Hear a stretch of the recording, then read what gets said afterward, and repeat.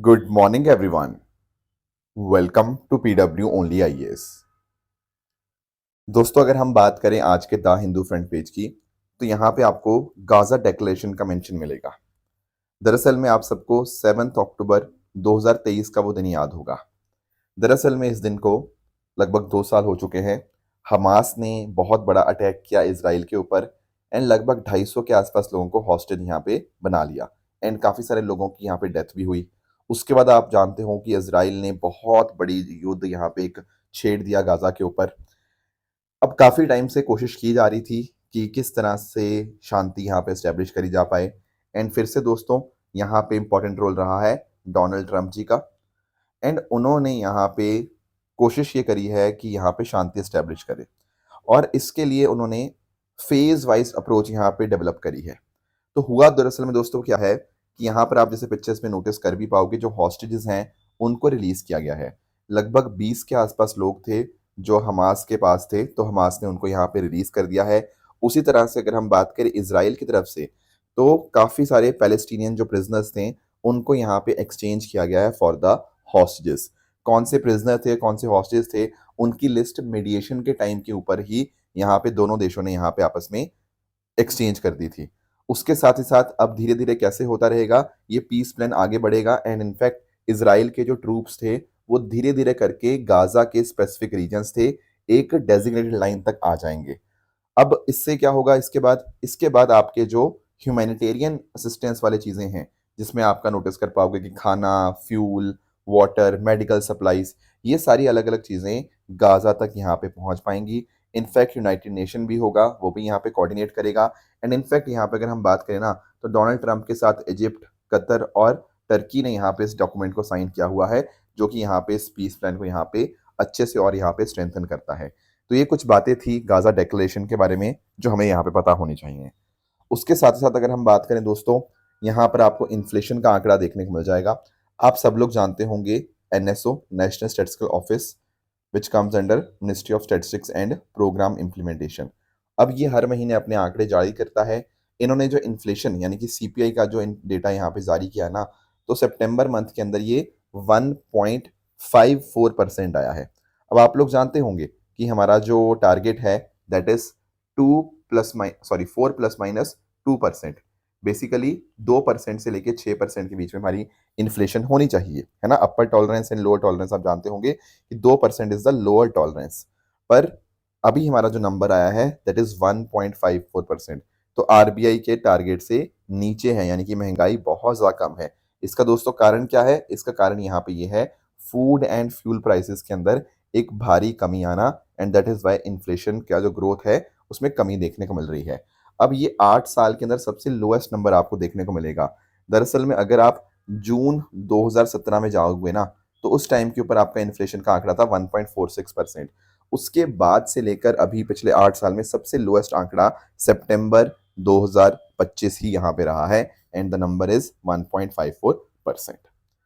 दोस्तों, डेट है आज की 14 अक्टूबर 2025 एंड आप सभी का स्वागत है आज के प्रीलिम बूस्टर न्यूज़ डिस्कशन में। तो दोस्तों, कल हमारा जो 3 साल सेलिब्रेशन था आप सबने आई थिंक अटेंड किया होगा एंड उसी मौके के ऊपर हमारी टीम हमारे सभी ऑनलाइन एंड ऑफलाइन यूपीएससी या इवन स्टेट पीसीएस कोर्सेज के ऊपर सभी बैचेस के ऊपर हमारी टीम आपको अप टू 70% ऑफ यहाँ पे दे रही है। जैसे फॉर एग्जाम्पल आपके जो 2027 की तैयारी कर रहे हैं जो बच्चे, तो वह संकल्प या पिनिकल का पार्ट बन सकते हैं। संकल्प बैच जो है वो इंग्लिश हिंदी दोनों में अवेलेबल है और जो पिनिकल बैच है वो आपको इंग्लिश में देखने को मिलेगा। उसी तरह से दोस्तों अगर हम बात करें प्रहार बैच की, तो प्रहार बैच 2026 वाले कैंडिडेट्स के लिए इंग्लिश और हिंदी में अवेलेबल है और टाइटन बैच आपका इंग्लिश में आपको यहाँ पे अवेलेबल देखने को मिल जाएगा। जो बच्चे दोस्तों हमारे साथ 2028 के लिए 3 ईयर प्रोग्राम यहाँ पे लेना चाह रहे हैं, तो डेफिनेटली वो ऑनलाइन भी अवेल कर सकते हैं एंड ऑफलाइन भी ये अवेलेबल आपको देखने को मिल जाएगा। दोस्तों, इन सभी कोर्सेज का जो लिंक है नीचे डिस्क्रिप्शन के अंदर दिया हुआ है, तो वहां पर जाकर आप इन कोर्सेज के अंदर खुद को एनरोल कर सकते हैं। चलिए स्टार्ट करते हैं। पहला जो टॉपिक हमें डिस्कस करना है that is operation golden sweep. समझेंगे आखिर ये ऑपरेशन क्या है, पर उससे पहले आपको थोड़ा सा मैं आपको डीआरआई के बारे में बताना चाहता हूँ, डायरेक्टरेट ऑफ रेवेन्यू इंटेलिजेंस। दरअसल में हमारी मिनिस्ट्री ऑफ फाइनेंस के अंतर्गत सीबीआईसी आपको देखने को मिलता है, central board of indirect taxes and custom. उसी के अंतर्गत काम करता है आपका डीआरआई। डीआरआई दरअसल में 1957 में स्टैब्लिश हुआ था। क्यों?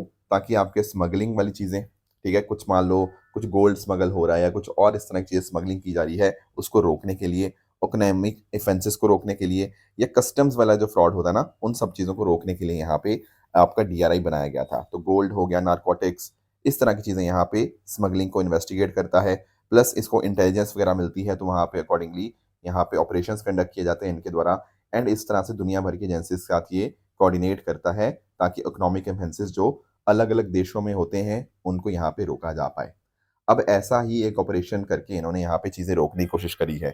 दरअसल में ऑपरेशन गोल्डन स्वीप के अंतर्गत 10.5 किलो सोना यहाँ पे इन्होंने जब्त कर लिया है। अब कैसे किया? देखो एक्चुअल में ना यहाँ पे मुंबई का जो एयरपोर्ट है, छत्रपति शिवाजी महाराज इंटरनेशनल एयरपोर्ट, वहाँ पर गोल्ड स्मगलिंग करी जा रही थी। अब इसमें आप नोटिस कर पाओगे, इसमें कुछ तो लोग थे जो पैसेंजर्स थे, फॉरेन पैसेंजर्स, उनका इस्तेमाल किया जा रहा था, और साथ ही साथ इस पर्टिकुलर ऑपरेशन के अंदर कुछ ऐसे भी थे जो एयरपोर्ट का स्टाफ था, जो मदद करता था।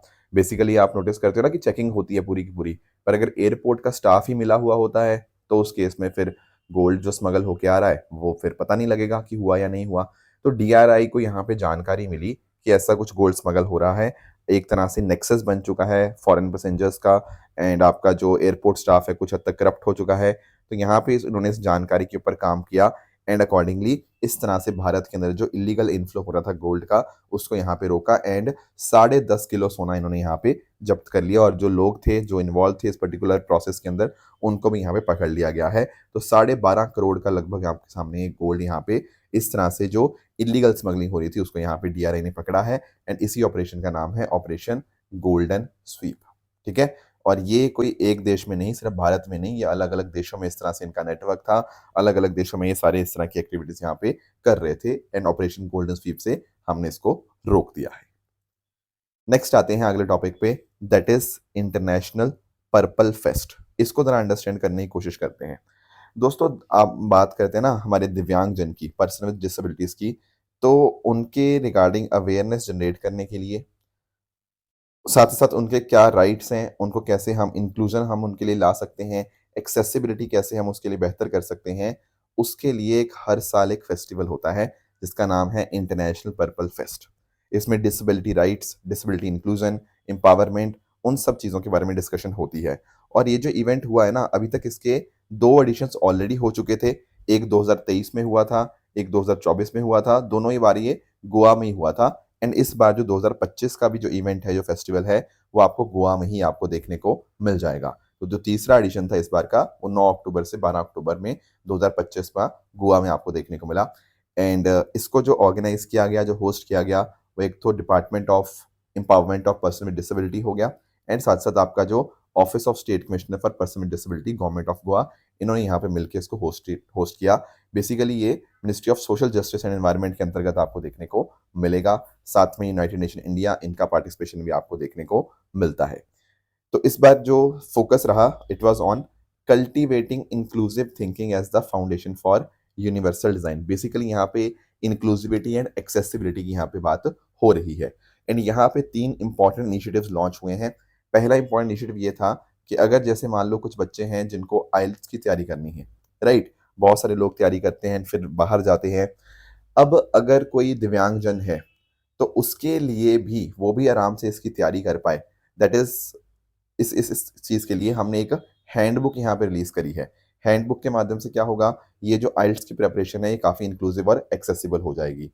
फिर इनके पास बहुत सारे स्किल्स होते हैं, तो जैसे हमारा आपका इनिशिएटिव चलता है स्किल ट्रेनिंग इनिशिएटिव, उसके अंतर्गत इनके जो ऑलरेडी इनके पास स्किल्स हैं, उनको रिकॉग्नाइज करने के लिए we have the certification programme, that is RPL, recognition of prior learning certification.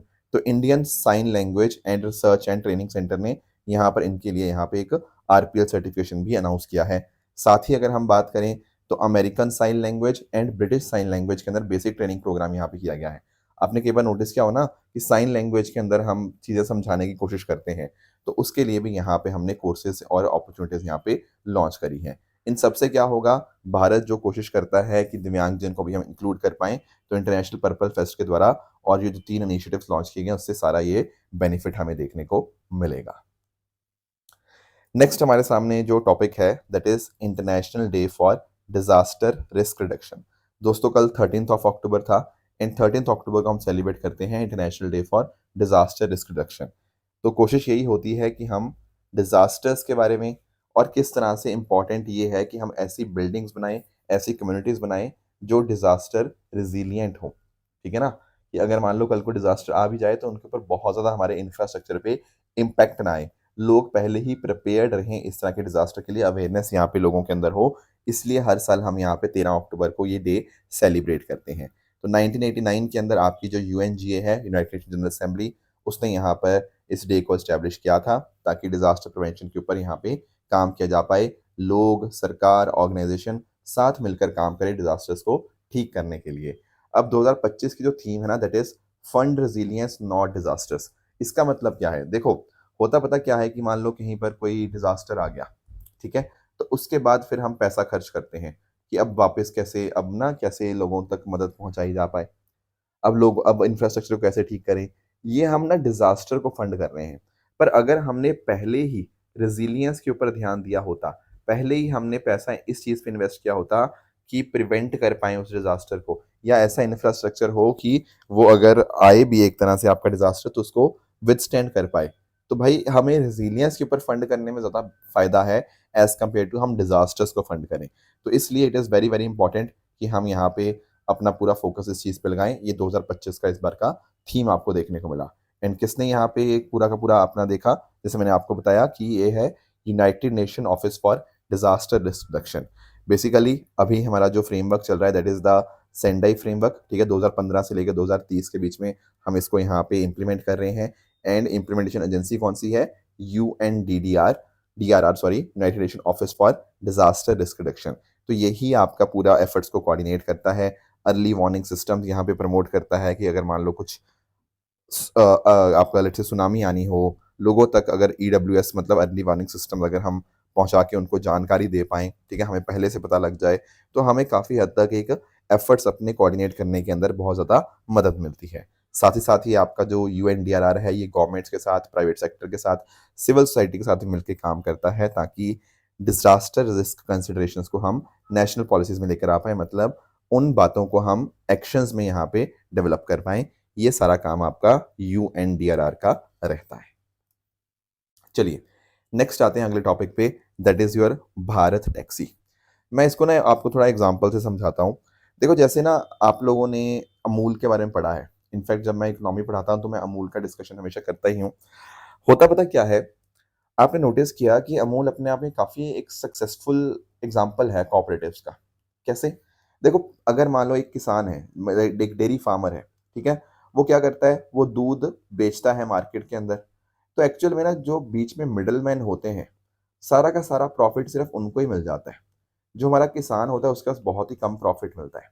Amul में क्या हुआ, अमूल में बहुत सारे किसान इस तरह से साथ में आए, ठीक है, एंड डेफिनेटली अब जो भी प्रॉफिट होता है दूध बेचने से और बाकी और प्रोडक्ट बेचने से, वो सारा प्रॉफिट किस तक पहुंचता है, वो किसानों तक पहुंचता है। बिचौलियों तक पैसा नहीं पहुंचता, यहाँ पे बिचौलियों को साइड किया जाता है।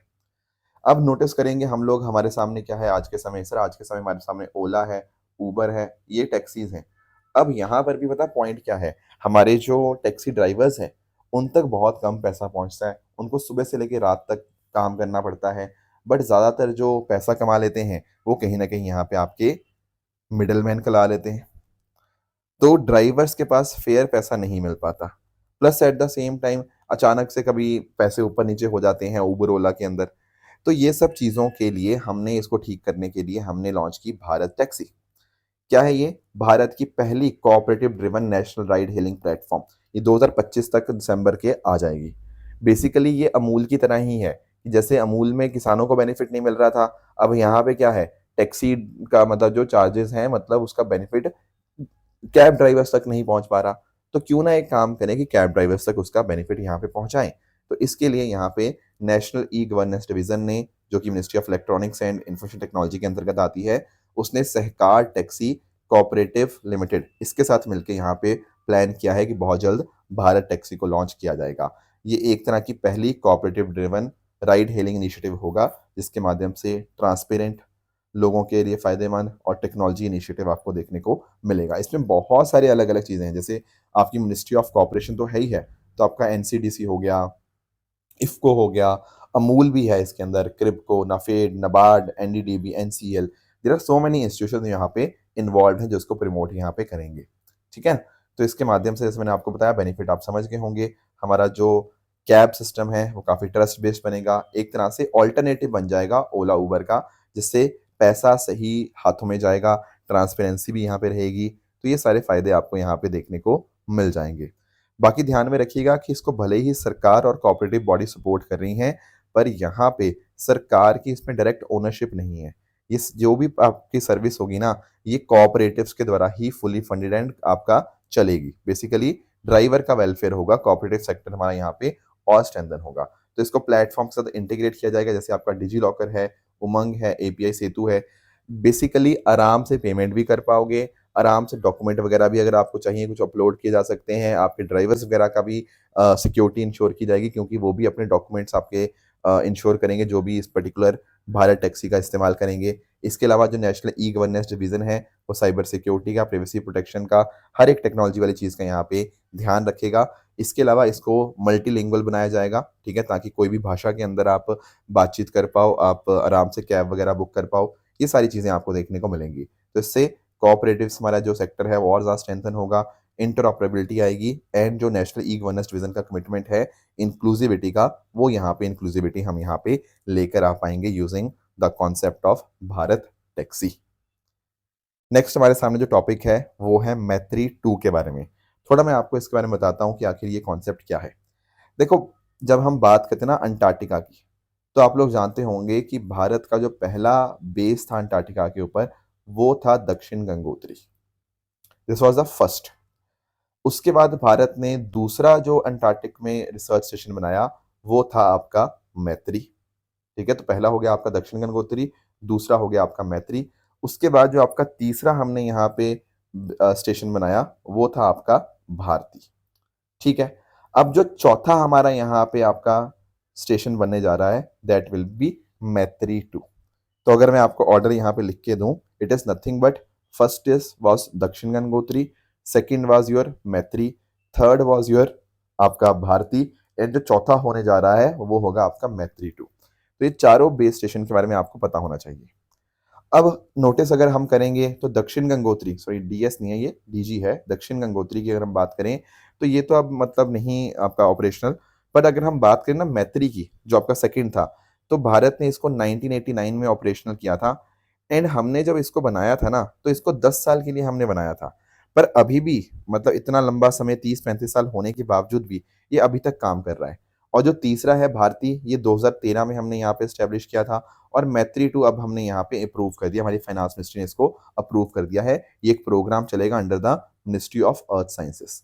अब सवाल आपका ये आएगा कि हम ये बना क्यों रहे हैं इतने सारे रिसर्च बेसिस? चलो एक तो खत्म हो गया, बाकी मतलब सेकंड में चलो काफ़ी टाइम हो गया है, पर इस तरह से हम बनाते क्यों हैं? देखो, आप इस बात को अंडरस्टैंड करना कि मैत्री 2 का पर्पस पता क्या होगा कि हम बहुत सारा यहाँ पे अपनी साइंटिफिक प्रेजेंस हम अपनी बेहतर कर पाएँ। हम अपने अलग-अलग रिसर्च को कैरी आउट कर पाएँ। जैसे मेट्रोलॉजी के अंदर research, glaciology, geology, oceanography, climate studies, इन सब के अंदर हम अच्छे से रिसर्च कर सकते हैं। तो मैत्री 2 का फंक्शन यही रहेगा कि ग्रीन एंड एनर्जी एफिशिएंट ये रिसर्च स्टेशन होगा, जहाँ पर हम सोलर एनर्जी, विंड एनर्जी का इस्तेमाल करेंगे एंड अकॉर्डिंगली हम रिसर्च भी करेंगे और एनवायरनमेंट को कोई नुकसान भी नहीं पहुँचाएँगे। तो ये जो नया स्टेशन बनेगा, इसमें आपके बहुत एडवांस्ड ऑटोमेटेड इंस्ट्रूमेंट्स आपके होंगे, जो आराम से अगर मान लो बहुत ज़्यादा कुछ ऐसा टाइम होता है जब बहुत ज़्यादा ठंड होती है, वहाँ कोई इंसान नहीं रह पाता, तब भी यहाँ पर ये जो आपके इक्विपमेंट्स होंगे, ये डेटा कलेक्ट कर पाएँगे और भारत को यहाँ पे साइंटिफिक डेटा यहाँ पे भेज पाएँगे।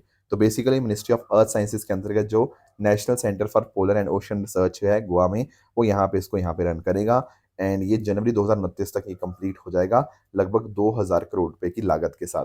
तो ईस्टर्न अंटार्कटिका के अंदर आपको ये देखने को मिलेगा 2029 में जब ये बन जाएगा। ठीक है? तो इस तरह से आप नोटिस कर पाओगे, इसमें लैबोरेटरीज़ होंगी, रहने के लिए क्वार्टर होंगे, फ्यूल स्टेशन होगा, समर कैंप आपको देखने को मिल जाएगा। तो मैत्री ने भी जब ऑलरेडी, सॉरी, जो एक्जिस्टिंग स्टेशन की बात करूँ मैत्री, तो ऑलरेडी उसमें ये सारी चीज़ें हैं एंड मैत्री 2 आपने और एडवांस आपको देखने को मिलेगा। जो मैत्री ऑलरेडी एक्जिस्टिंग है, इसमें मतलब 10 साल के लिए हमने बनाया था, पर 30 साल से भी ज़्यादा यहाँ पे काम हो चुका है इसका। एंड आने वाले समय में जब मैत्री 2 ऑपरेशन हो जाएगा तो एग्जिस्टिंग मैत्री बेस समर कैंप की तरह यहाँ पे काम करेगा। कुछ हद तक साइंटिफिक एंड लॉजिस्टिक एक्टिविटीज़ वहाँ पे हम कर पाएंगे, पर मेजर काम जो होगा वो मैत्री 2 से ही होगा एक बार वो बन जाएगा। तो भारत का अंटार्कटिक प्रोग्राम है जो कि 1981 में स्टार्ट हुआ था। एंड हमारा कोशिश यही थी कि हम क्लाइमेट चेंज के रिगार्डिंग, ग्लेशियोलॉजी, मरीन बायोलॉजी, इन सब चीज़ों के ऊपर अच्छे से हम यहाँ पे रिसर्च कर पाएँ। एंड मैंने आपको बता ही दिया कि किस तरह से ये रिसर्च स्टेशन के माध्यम से हम काम करते हैं। एंड साथ ही साथ एक आपको अंटार्कटिक ट्रीटी सिस्टम ATS 1959 आपको देखने को मिलती है। ये दरअसल में इस पर्टिकुलर ट्रीटी के माध्यम से बात ये हुई कि अंटार्कटिका का इस्तेमाल केवल और केवल साइंटिफिक पर्पसेस के लिए होगा। इसको हम लोग मिलिट्री एक्टिविटी के लिए हम इसका इस्तेमाल नहीं करेंगे। एंड इनफैक्ट एक अंटार्कटिक एक्ट भी है जिसके माध्यम से भारत अपने एक्सपीडिशंस को यहाँ पे रेगुलेट करता है। एंड अगर मान लो कुछ वायलेशन होता है तो उसके रिगार्डिंग हमने यहाँ पे पेनल्टीज भी हमने बता रखी हैं। तो ये कुछ बातें थी मैत्री 2 और अंटार्कटिका के बारे में जो आपको पता होनी चाहिए। नेक्स्ट जो टॉपिक है हमारे सामने that is Thirumalapuram iron age site. दोस्तों अभी क्या हुआ है, तमिलनाडु के अंदर जो तेनकासी डिस्ट्रिक्ट है वहां पे मतलब थिरुमालापुरम जो जगह है वहां आयरन एज बरियल साइट को यहाँ पे रिवील किया गया है। बेसिकली ऐसा बताया जा रहा है कि जो साइट है ना ये लगभग 3345 BC बिफोर क्राइस्ट एरा जो है ना उसको लगभग ये बिलोंग करती है। तो ये जो टाइम हुआ ये आयरन एज का मोटा मोटा यहाँ पे टाइम हो चुका है। तो इस तरह से तमिलनाडु में वेस्टर्न घाट्स के पास में ये पहला एविडेंस आपको आयरन एज कल्चर का आपको देखने को मिलेगा। एंड लगभग 35 एकड़ के एरिया को यहाँ पे कवर करता है near the Kulasagiri Peri tank Tamil Nadu के अंदर। इस फीचर्स अगर हम बात करें बरियल साइट की तो ऐसा देखने को मिला है कि यहाँ पे रेक्टेंगुलर स्टोन स्लैब्स आपको देखने को मिल जाएंगी, ठीक है। एंड इसके अलावा यहाँ पॉटरी भी आपको देखने को मिलती है, जैसे आपका black and red ware pottery हो गया, ठीक है। तो उस तरह के सिरेमिक्स अलग अलग इंस्ट्रूमेंट्स आपको देखने को मिलेंगे। प्लस यहाँ पे जो आपके कुछ इक्विपमेंट्स हैं, अर्न्स हैं, जो आपके बरियल साइट्स हैं वहाँ पर आपको कुछ हद तक human figures, mountains, dears, tortoise, इन सब के भी कुछ ना कुछ आपके डायग्राम्स वगैरह यहाँ पे आपको देखने को मिलेंगे। तो कहीं ना कहीं जो आर्टिस्टिक एक्सप्रेशन को यहाँ पे दर्शाता है। इसके अलावा बोन्स, गोल्ड, ब्रोंज, आयरन ये सब भी यहाँ पे मिला। इनफैक्ट कुछ आपके हथियार वगैरह भी यहाँ पे मिले हैं, गोल्ड रिंग्स वगैरह मिली हैं। तो कहीं ना कहीं इस तरह के आर्टिफैक्ट्स भी हमने यहाँ पे रिकवर करे हैं। तो क्लियरली इस चीज़ से हमारी जो आयरन एज की हमारी अंडरस्टैंडिंग है वो और ज़्यादा बेहतर हो पाएगी। ऐसा बताया जाता है कि जो आयरन एज है वो लगभग, ठीक है, अलग अलग जगह पे अलग अलग है, बट मोटा मोटा नॉर्थ इंडिया की बात करें तो 1200 BC के आसपास हम इसको लेके चलते हैं आयरन एज को। पर सदर्न इंडिया के अंदर जैसे अभी रिसेंट एक्सकवेशन भी हुआ और बाकी जो हमारे पास रिसेंट टाइम्स में हमारे पास एक्सकवेशन हुए हैं उससे आइडिया ये लगता है कि मिड 3rd BC के आसपास हमें यहाँ पे इसका टाइम पीरियड देखने को मिलता है जहाँ आयरन टूल्स का इस्तेमाल होता था। अर्बनाइजेशन के अंदर आयरन का काफी ज्यादा इस्तेमाल रहा है, ठीक है। तो अलग अलग जगह अलग अलग है कि नॉर्थ इंडिया में पहले थोड़ा सा अपने आयरन मतलब बाद में थोड़ा आयरन एज पता लगती है। साउदर्न इंडिया के अंदर कुछ एग्जाम्पल हैं जो पहले हमें आयरन एज का यहाँ पे एक एग्जाम्पल यहाँ पे हमारे सामने देते हैं। बाकी इसके अलावा अगर हम बात करें तो और भी जगहें जैसे आपका आदिचनलूर हो गया, शिवागलाई हो गया, आपका थुलुकर पट्टी हो गया, तो यहाँ पर भी आपको कंटिन्यूटी इन साइट्स के साथ देखने को मिल जाएगी थिरुमालापुरम की, ठीक है। तो इस तरह से ये बातें हमें यहाँ पे क्लियर होनी चाहिए। बाकी दोस्तों बात रही ट्रू एंड फॉल्स स्टेटमेंट्स की, ये आपके सामने कुछ स्टेटमेंट्स हैं, इनको आप पढ़िएगा, बताइएगा इनमें से कौन सा सही है कौन सा गलत है। और साथ ही साथ जो मैंने कल आपको होमवर्क दिया था, सॉरी, एक था रोग प्लैनेट्स के बारे में। जब हम बात करते हैं ना रोग प्लैनेट्स की, ये दरअसल में ऐसे फ्री फ्लोटिंग प्लैनेटरी मास ऑब्जेक्ट्स होते हैं जो किसी भी स्टार के अराउंड ऑर्बिट नहीं करते, बस स्पेस के अंदर फ्रीली बेसिस पे आपके ड्रिफ्ट करते रहते हैं। इसीलिए पहला स्टेटमेंट आपका इनकरेक्ट बन जाएगा। स्वालकोट हाइड्रोइलेक्ट्रिक प्रोजेक्ट की बात करें तो यस, ये run of the river project है। यहाँ पे आप पानी को इकट्ठा नहीं कर रहे, चिनाब रिवर के ऊपर ही है, that is also correct statement. पहला जो कॉप हुआ था दोस्तों वो 1995 के अंदर हुआ था बर्लिन के अंदर, इसीलिए जो तीसरा स्टेटमेंट है ये आपका इनकरेक्ट बन जाएगा। लास्ट स्टेटमेंट की बात करें, जो चिनाब रिवर है बिल्कुल वो टांडी से ओरिजिनेट होती है, और जो टांडी है वो हिमाचल प्रदेश के अंदर है, ना कि उत्तराखंड के अंदर। मैंने कल डिस्कस किया था कि जब चंद्रा और भागा जो रिवर है उनका मिलन होता है, उनका कॉन्फ्लुएंस होता है, वहां पर आपको चिनाब रिवर ओरिजिनेट होती हुई देखने को मिल जाएगी। तो ये कुछ बातें थी जो आज हमें डिस्कस करनी थी। इसी तरह से आप सब लोग अपने एंड पे हार्ड वर्क करते रहिए। Thank you so much for joining, all the very best, thank you so much.